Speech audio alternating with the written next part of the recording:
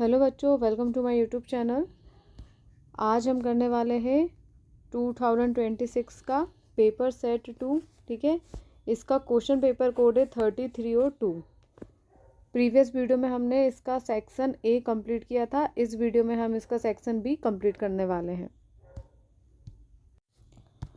देखिए question number 22। ठीक है, यहाँ आप देख सकते हो, यह है सेक्शन बी का क्वेश्चन 22।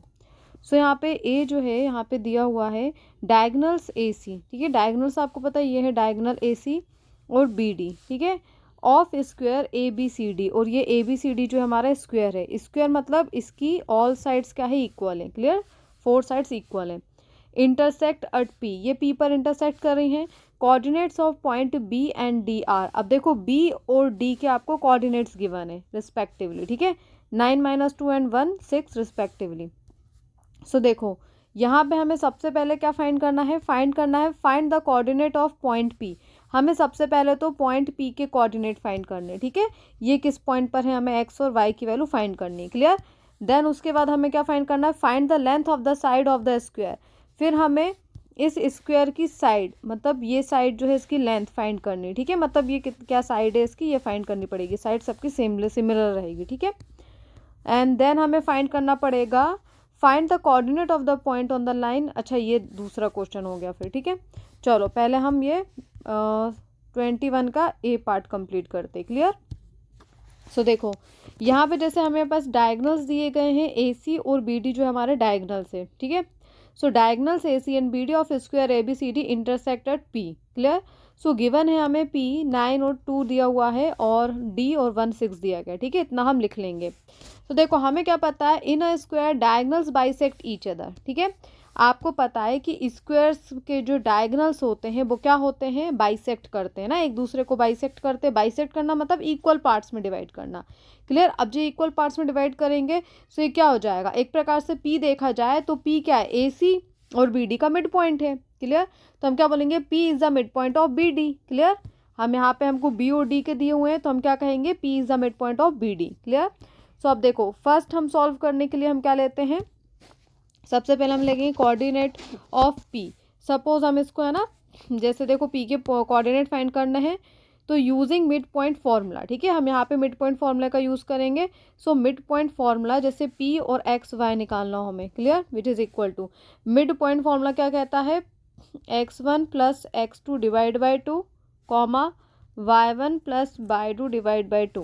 क्लियर, सो यहाँ पे ये मिड पॉइंट फार्मूला लिख लिया हमने। अब देखो आप चाहो तो बी और डी है ना, अब इसमें से x1 x2 मान लो, ये हो जाएगा अपना x1 और ये हो जाएगा x2। ठीक है, x1 y1 x2 x1 y1 और ये हो जाएगा x2, और d का जो पॉइंट है 1 और 6 वो हो जाएंगे y1 y2। ठीक है, अब देखो यहाँ पे मैं वैल्यूज पुट करती हूँ। सो यहाँ पे हम क्या लिख देंगे, x1 के प्लेस पे लिख देंगे हम 9 प्लस, और यहाँ पे हो जाएगा 1/2 कॉमा यहाँ पे y2 y है ना, y1 y2 क्या हो जाएगा, -2 + 6 डिवाइड बाई 2। इसको अगर सॉल्व करोगे तो आपको p और x y के कोऑर्डिनेट मिल जाएंगे। 9 + 1 क्या हो जाएगा, 10/2। ठीक है, कॉमा ये क्या हो जाएगा, 4/2। इसको सॉल्व करोगे आगे तो 2 5 = 10, 2 2 = 4। सो p x y के कोऑर्डिनेट जो हैं वो आपको मिल जाएंगे 5 और 2। क्लियर, तो आपको फर्स्ट पार्ट में हमने जो है इसका फर्स्ट पार्ट कंप्लीट कर लिया ना, find the coordinate of the point P. So हमने पी के कोऑर्डिनेट्स फाइंड कर लिए। क्लियर, मिड पॉइंट फॉर्मूले से। अब देखो नेक्स्ट पार्ट में हमें क्या प्रूफ करना है, find the length of the side of the square. ठीक है, so length of the side of the square find करनी है। सो देखो जैसे आपको ये जो दिया गया था ये फिगर ना, तो हमें इसकी साइड हमें फाइंड करनी है। क्लियर, तो साइड को हम एक्स मान सकते हैं।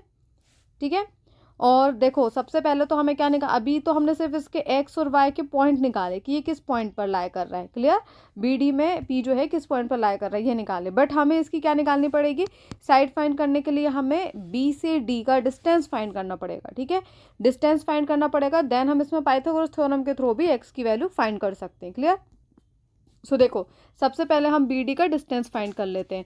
तो लेंथ की है ना, तो हमको फर्स्ट क्या, हमें लेंथ अगर हमें फाइंड करनी है तो हमें डिस्टेंस फॉर्मूले का यूज़ करना पड़ेगा। तो यूज़ डिस्टेंस फॉर्मूला। क्लियर, अब डिस्टेंस फॉर्मूला बी डी क्या कहता है, डिस्टेंस फॉर्मूला बी डी कहता है √x2 माइनस x1 का whole square plus y2 minus y1 का होल स्क्वायर। ठीक है, ये हमारा क्या है, डिस्टेंस फॉर्मूला है। अब देखो x1 x2 y1 y2 मैंने आपको बता चुके था पहले भी, है ना। 9 और -2 क्या है, x1 y1 है, 1 और 6 क्या है, x2 और y2 है। ठीक है, तो हम क्या करेंगे, देखो सबसे पहले हम अंडर रूट लेते हैं। सबसे पहले हम 9 माइनस 1 का होल स्क्वायर प्लस फिर -2 माइनस 6 का होल स्क्वायर।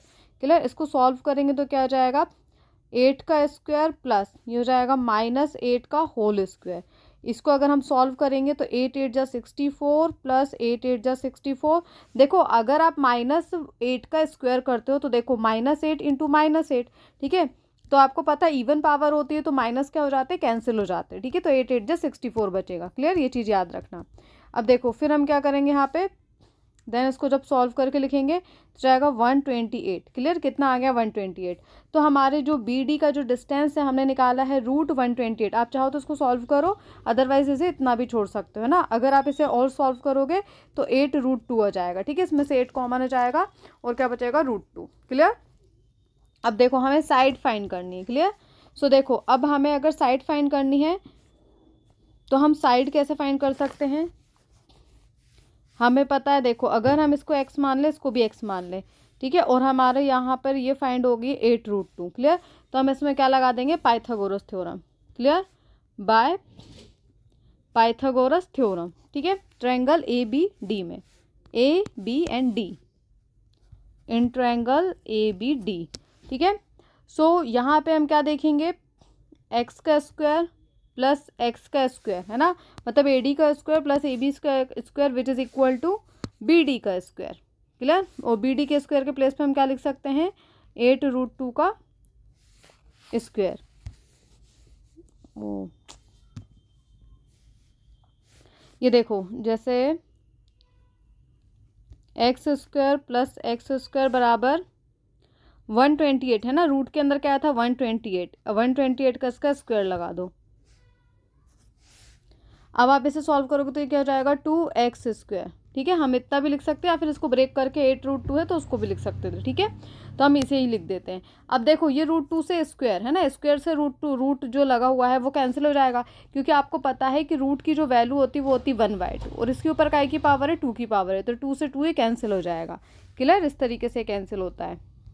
सो देखो यहाँ पे हम क्या लिख देंगे, 128 आ जाएगा। ठीक है, so x square which is equal to 128 divide by 2, 2 6 जा 12, 2 4 जा 16, so x which is equal to √64 which is equal to +-8। ठीक है, और आपको पता है कि साइड हमेशा पॉजिटिव होती है ना, तो हम क्या लिख देंगे, +8 लेंगे। ठीक है, तो एक्स की वैल्यू क्या हो जाएगी हमारी, 8। तो ये जो हमारी साइड आई है, यहाँ पर क्या आई है, हमारी साइड जो आई है वो आई है 8, है ना, 8 यूनिट। क्लियर, 8 यूनिट, और ये कितना आया था, 8√2 यूनिट। क्लियर, सो ये हमारा जो ए पार्ट था वो कंप्लीट हो गया है। ठीक है, अब 21 का हम बी पार्ट देखेंगे। देखो बी पार्ट में क्या कहा गया है, बी पार्ट में कहा गया है find the coordinate of the point on the line x + y which is equal to 5 which is equal distance from 6 4 and 5 2। ठीक है, तो ये क्या है, इक्वल डिस्टेंस पर है। अब इक्वल डिस्टेंस पर है तो देखो find a point on the line, ठीक है, x + y which is equal to 5, ठीक है, equal distance from 6 4 and 5 2। Clear, so देखो अगर ये है ना कोई भी लाइन दी हुई है जैसे ए और बी, अगर ये इससे इक्वल डिस्टेंस पर है, ठीक है, सपोज यहाँ पे कोई पॉइंट दिया है वो इक्वल डिस्टेंस पर है, तो यहाँ से अगर पी पॉइंट है ये इक्वल डिस्टेंस पर है तो ए पी बराबर क्या ले लेंगे, पी बी। क्लियर, लेंगे ना, दोनों इक्वल डिस्टेंस पर है इसलिए। So let the point be x. ठीक है, तो हम क्या लिखेंगे,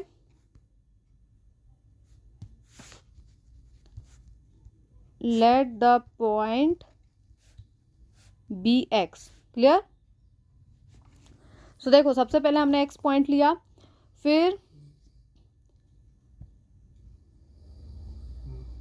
since is lie on the line, है ना, ये किस लाइन पर लाई करता है, x + y which is equal to 5। Clear, so देखो सबसे पहले हम इक्वल डिस्टेंस कंडीशन लगा लेते हैं। इक्वल डिस्टेंस की कंडीशन क्या होती है, जैसे मैंने अभी बताया आपको, ए पी बराबर क्या हो जाएगा, बी पी। ठीक है, सो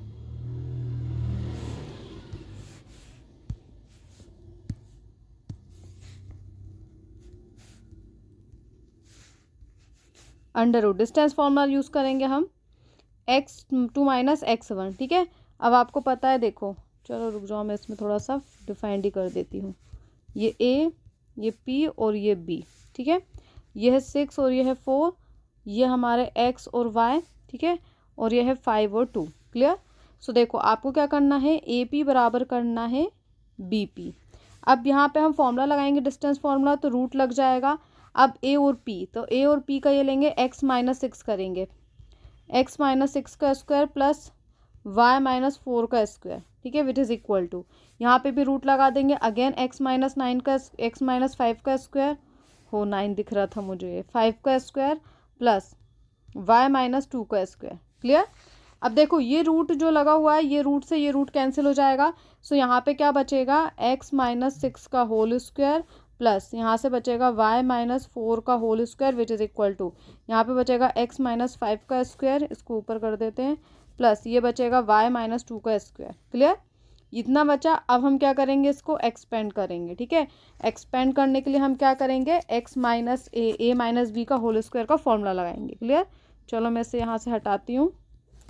देखो जैसे जो लास्ट वाली लाइन थी हमारी, x माइनस 6 का whole square plus y minus 4 का whole square which is equal to x minus 5 का स्क्वायर प्लस y माइनस 2 का square.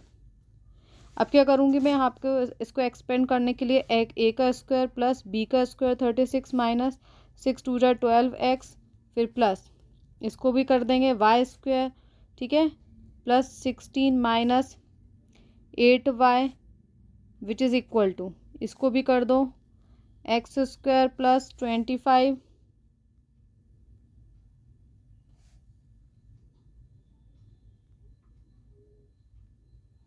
X square plus 25 minus 10x, फिर plus y square plus 4 minus 4y। Clear. अब देखो चाहो तो आप इसको कैंसिल कर सकते हो, ये एक्स स्क्वायर कैंसिल हो गया, वाई स्क्वायर कैंसिल हो गया, क्योंकि देखो अगर ये इक्वल किस तरफ आएगा तो माइनस में हो जाएगा, प्लस माइनस आपस में कैंसिल हो जाते हैं, ठीक है। सो यहाँ से क्या बचेगा, 36 minus 12x plus 16 minus 8y which is equal to, यहाँ से बचेगा 25 minus 10x plus 4 minus 4y। Clear. इसे और सॉल्व करो, ये 36 में से 16 माइनस हो जाएगा तो कितना बच जाएगा, 20,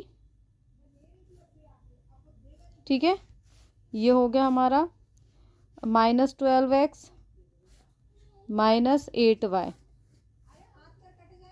ओ ये कैंसिल नहीं हो रहा था, ये ऐड होगा, गड़बड़ हो गया ना। 36 प्लस 16 को ऐड कर देंगे, 52 आ जाएगा, 52 minus 12x minus 8y which is equal to, यहाँ पे इन दोनों को ऐड कर देंगे तो हो जाएगा 29 minus 10x minus 4y। Clear. चलो इसे हम ऊपर लिख लेते हैं, minus 12x minus 8y plus 52 which is equal to minus 10x minus 4y plus 29। देखो अब हम क्या करेंगे, इसको सॉल्व करते हैं, एक्स वाले को इस तरफ ले आते हैं, ठीक है। माइनस 12x ये प्लस का 10x कर दिया, ठीक है।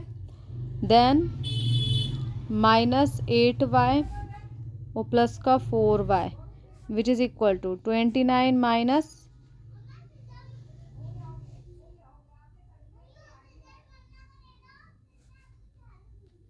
52, ठीक है। सो चलो यहाँ से क्या हो जाएगा हमारा, माइनस 12x प्लस 10y से हो जाएगा माइनस 2x, माइनस का साइन लग जाएगा, माइनस 2x, ठीक है। और ये क्या हो जाएगा, minus 4y which is equal to minus 23।